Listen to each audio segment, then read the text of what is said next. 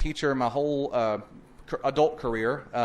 I went from doing a little construction on the side, decided that was not my career path.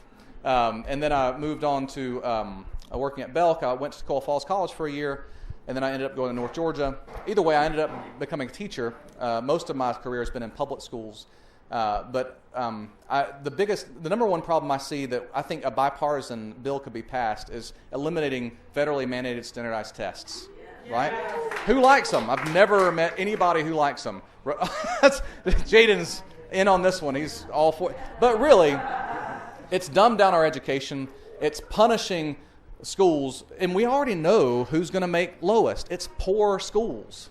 We see it year after year. Maybe it'll be different this year when we test the poor kids. So my solution for that is I think the federal government does have a role in education. But instead of using it as punishment, I think that they should, I don't think you should have a different level of education in the middle of Mississippi as you do in the nicer areas of Gwinnett. I think that the federal government should be used to evaluate communities and how much they can afford for their local schools. And for the communities who can't afford 25 student class sizes, that should be the limit. For areas who can't afford that, the government should step in and say, we will give you enough money to give you a 25, and that's where the accountability comes in. Is there a class bigger than 25? Well, you're going to have to, right? Not as punishment, but as an investment. More than just. Exactly, right. Mm-hmm. So that's what I think the federal, and which would be what I would be passing, would be the federal role. But I think teacher pay should be, teachers should be paying for their own supplies. We should make sure they're paid well. We should, of course, take care of their insurance. Reward teachers who work in poor communities. Pay them a little more. It's hard to work in a poor community. It's harder. I've worked in both, and I can tell you it's harder. Kate. I've got another quick idea before that, and I don't want to keep you guys all night. I've got about 15 minutes, and I want to let everybody ask questions if they have. But sure, Kate. Sorry, I'd just like to talk about how the schools are right now with federally mandated tests and large classes. We have such enormous classes that it's impossible for our teachers to pay us the right attention. My physical science class in 8th grade, our class was so full, we were supposed to be sitting at stools at lab tables because, we had to do labs in that class. But they had to put desks and chairs in between those lab tables because people didn't have anywhere to sit. There were over 40 kids in that class. And if you weren't sitting in the front, then you learned nothing in that class. People are retaking that class this year. 3 years ago, when I was in school, I had classes that were that big too. Granted, I was in an urban area. Mm-hmm. Well, we are in Gainesville, so. I was in Los Angeles. Yeah. Inner city. Mm-hmm. So. Just like not valuing the process. Exactly. Yeah, Mm-hmm. you know it's For post-secondary education, my idea is this. Looking backwards, there are a lot of people who are crushed under student loans right now. And I don't think that that's something that the students owe the government. I think it's something that we owe the students. Education is a public good. yes. Can you imagine having debt for driving on the road? I mean, all of us being weighed down, paying off the police when they come and save us from trespassers, right? Can you imagine having that kind of debt? Can you imagine a general saying, we can't drop this bomb today, the budget, we've hit the end of our budget, right? We cut budgets. I keep using those analogies because I've never heard those. They're so good. Where are you going to Got to agree with find this. the money. Right, Find the money. So I pay for my kids' education. So I also have friends who their kids went out and got loans. They had the funds to help their kids. They didn't. Those kids lived off that money. Mm-hmm. They borrowed a bunch of money. Right. They got majors and things they couldn't pay back. And so Yeah, now, yeah. I'm sorry, I don't really want my tax dollars to pay off their debt because they chose a different path than me. Yeah. How liberal am I? Here's my conservative Right, side. of course. I particularly want to pay for someone else's debt because they made, in my opinion, poor choices. Okay. They went into debt an enormous amount when those kids didn't work So- part-time. I worked part-time. I have when was in another. school. Let's listen. I have another. Yeah, okay. Another. So I have a college student now, and I'm a single parent. who gets no help, and I live in Toccoa, so you can imagine what my salary is. I can't help my child at all. She lost her Hope Scholarship because she had some struggles, and so now she's taking loans out, and she is on her way to medical school, and she will make a fantastic doctor.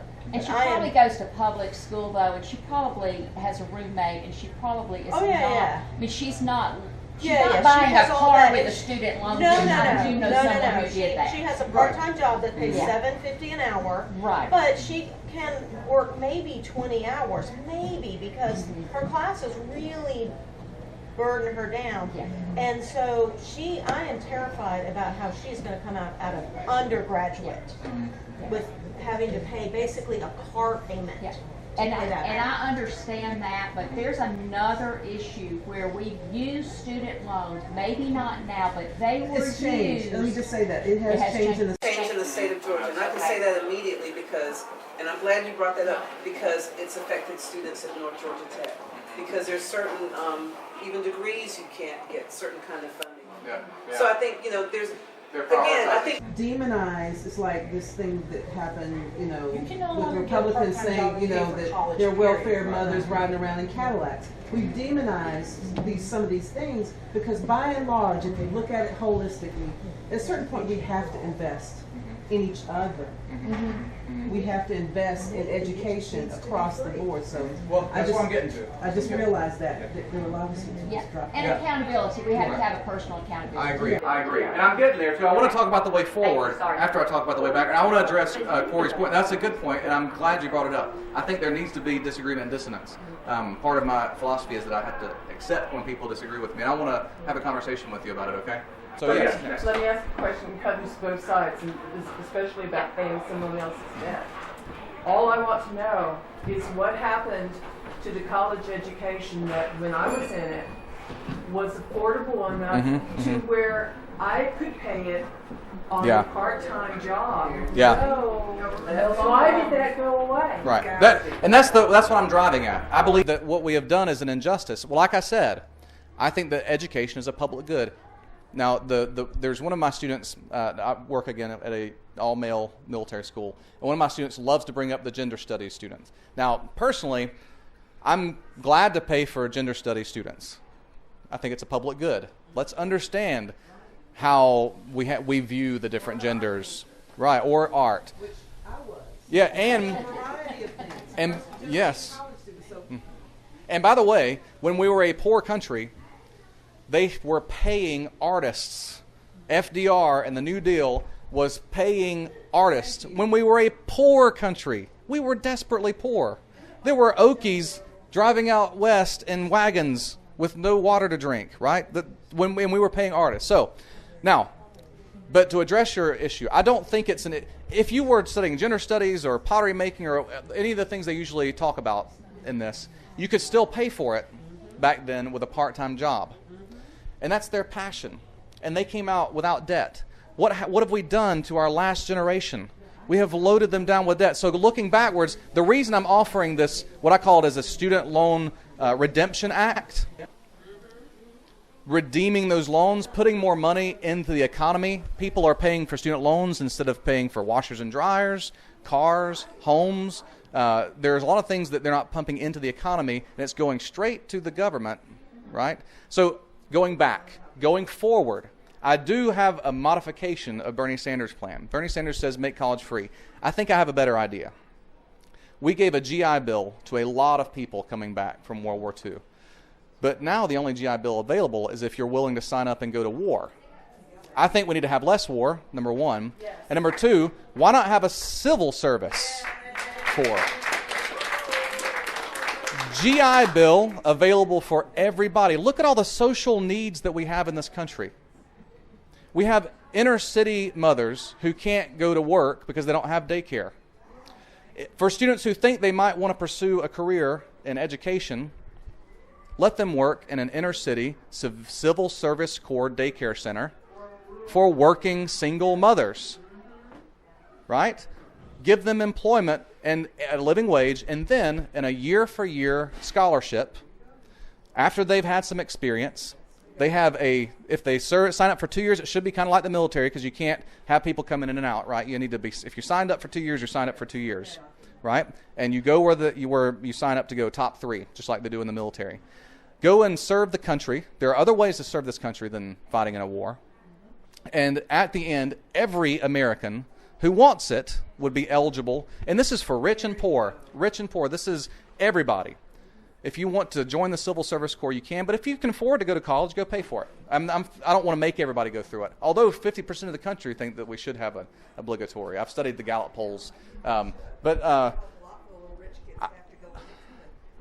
Well, I think it would look like, I think it would be too oppressive. I don't want to force them to. There are adults. So I do want to have the option of doing it or not. So that's my idea going forward. There shouldn't be student debt. Let's do away with it. And that's why I have the plan going back. Because listen, we just handed $1.5 trillion to Jeff Bezos and the Walmart family. Just gave it to them. You know how much student debt loans would cost if we paid it all off tomorrow? $1 trillion. Less than what we just spent on Jeff Bezos, who will never be able to spend all of his money or live in all of his houses that he could buy. His grandchildren will never have to work, right? Which is fine. I've got another quick question. Has anybody received their first February payroll check? Because I saw mine come through today. I just wondered if any of you had seen it and if it went up.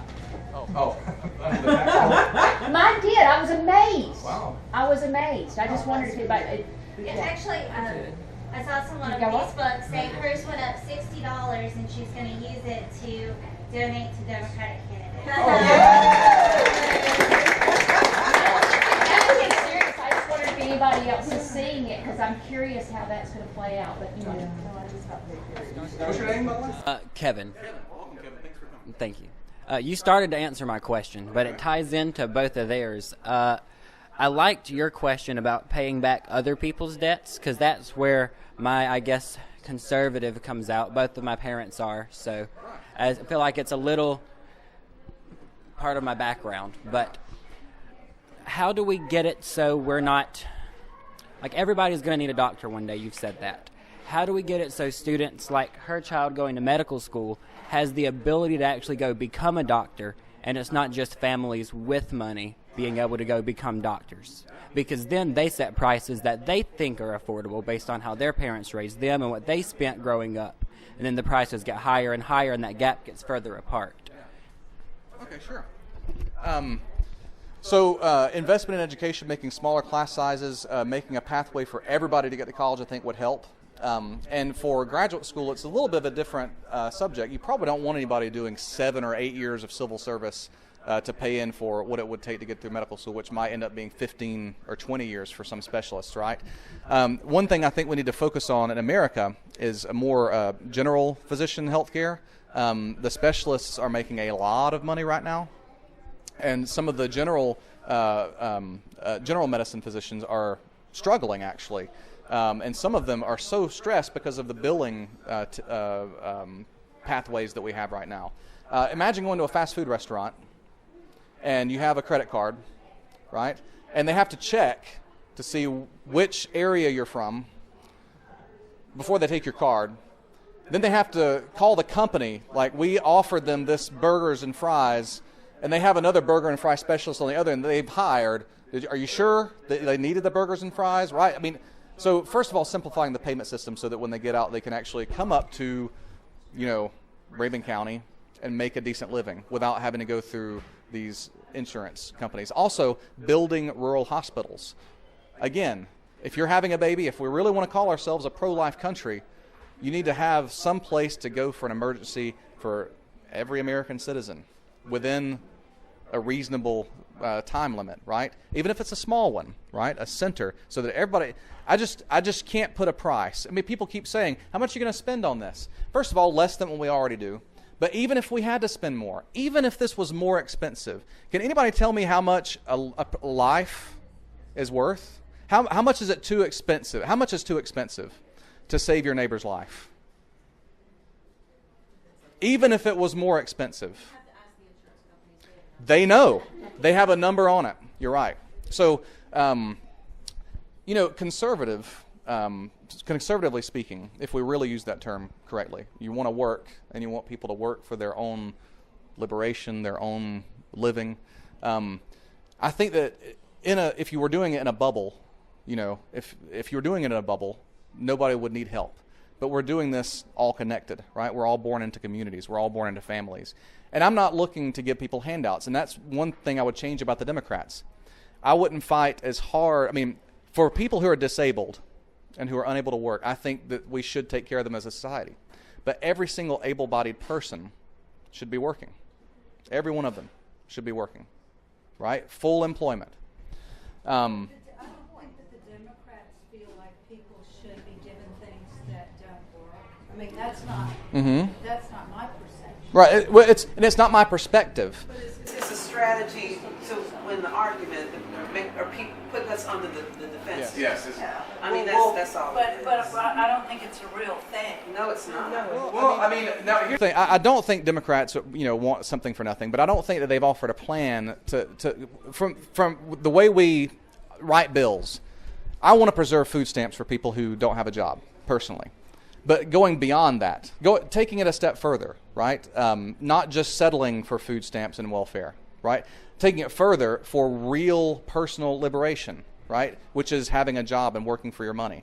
I think it would just be better for every community because there are some communities where there's no job within driving distance and a lot of people who can't get them. So instead, have a labor department, right there where they can actually find a job and earn their money instead of putting a check in the mail, which politically is not feasible, I don't think, for the future.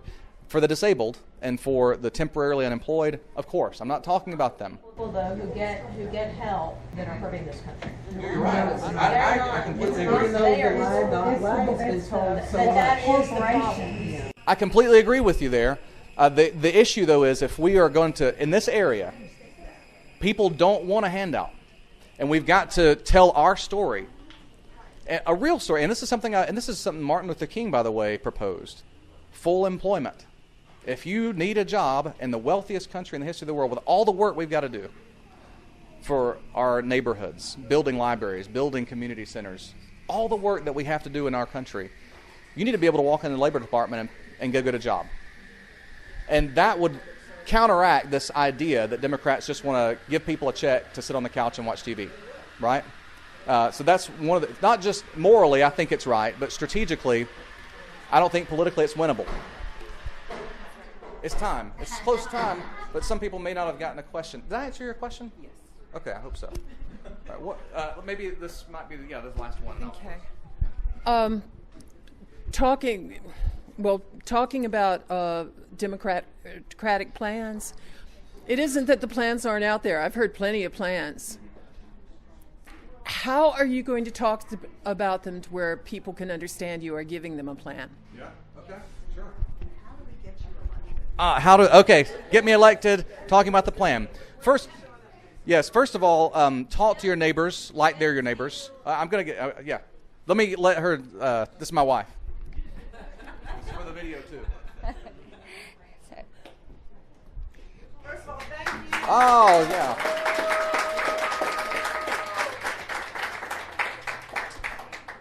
Please go visit the website. It's McCallforall.com, MCCALL for all.com. Find us on Facebook, find us on Twitter, find us on Instagram, Tumblr. You can share all of the social media. We put up videos, we put up pictures, and email us. Sign up to be on our volunteer list and donate. So thank you guys so much.